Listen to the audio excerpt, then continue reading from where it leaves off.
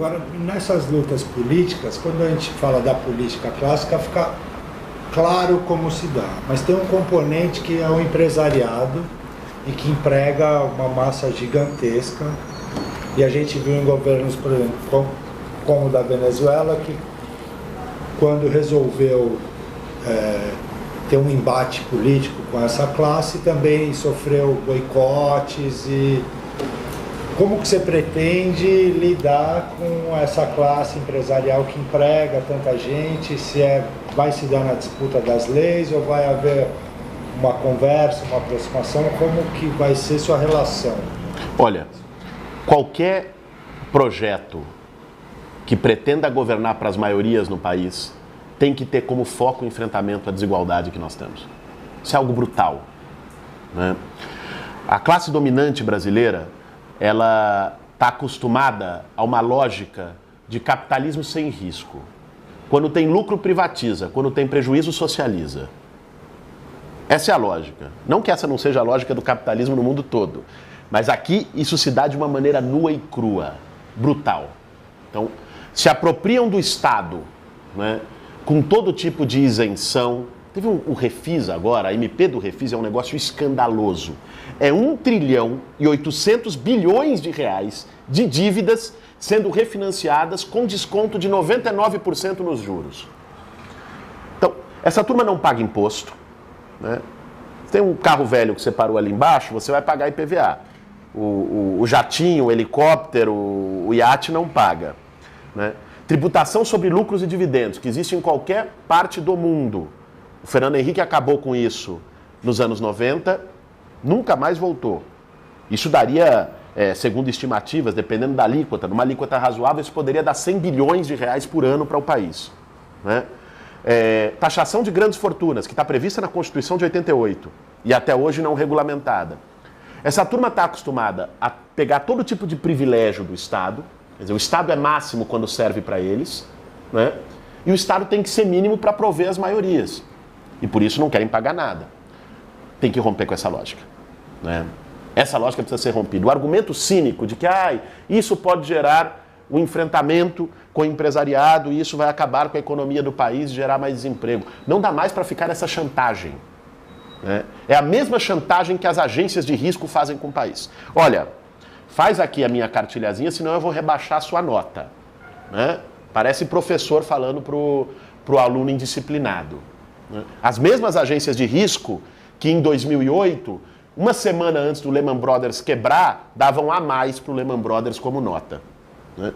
Essas agências chantageiam, o sistema financeiro internacional, os bancos chantageiam, com o argumento de que vai cortar investimentos, e mantém um sistema de espoliação, uma Disneylândia financeira que é o Brasil. Isso tem que ser enfrentado, né? Enfrentar isso não significa redução de emprego.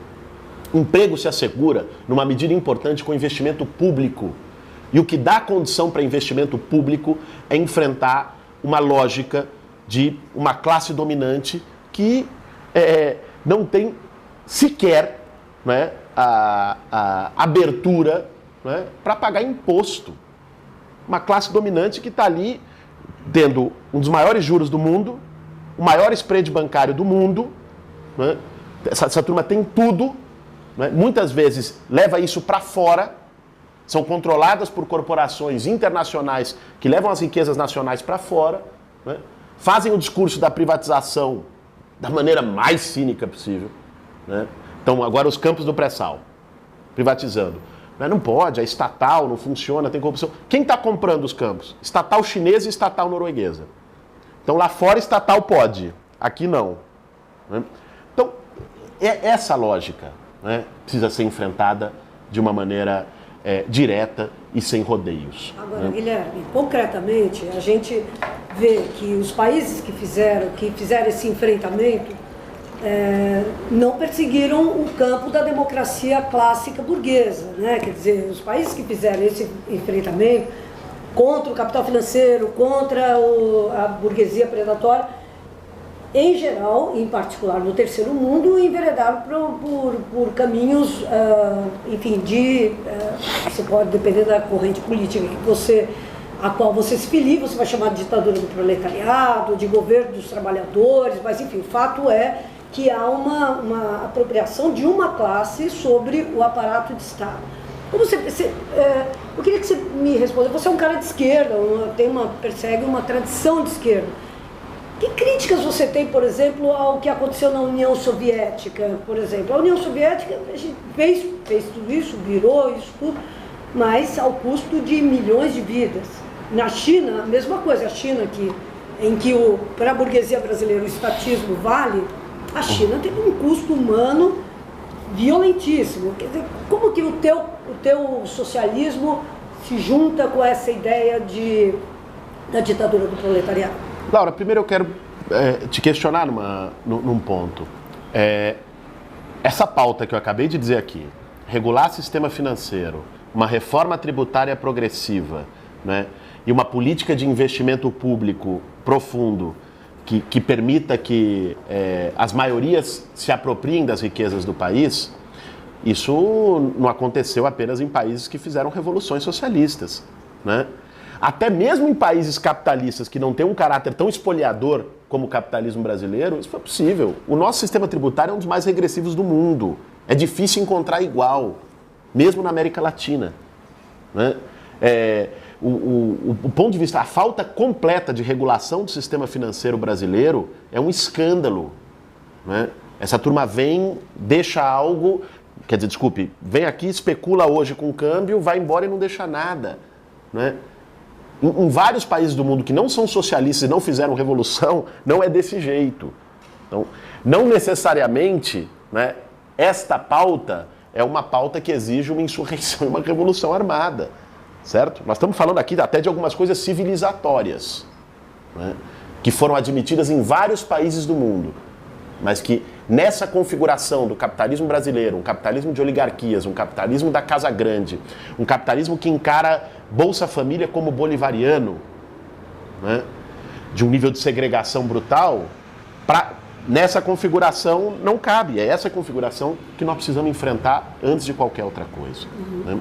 Agora, sobre as distintas experiências históricas, nós temos que tomar cuidado para não fazer leituras extemporâneas, né? As experiências históricas responderam a questões de seu tempo, né? Isso não as absolve dos erros que tiveram, né?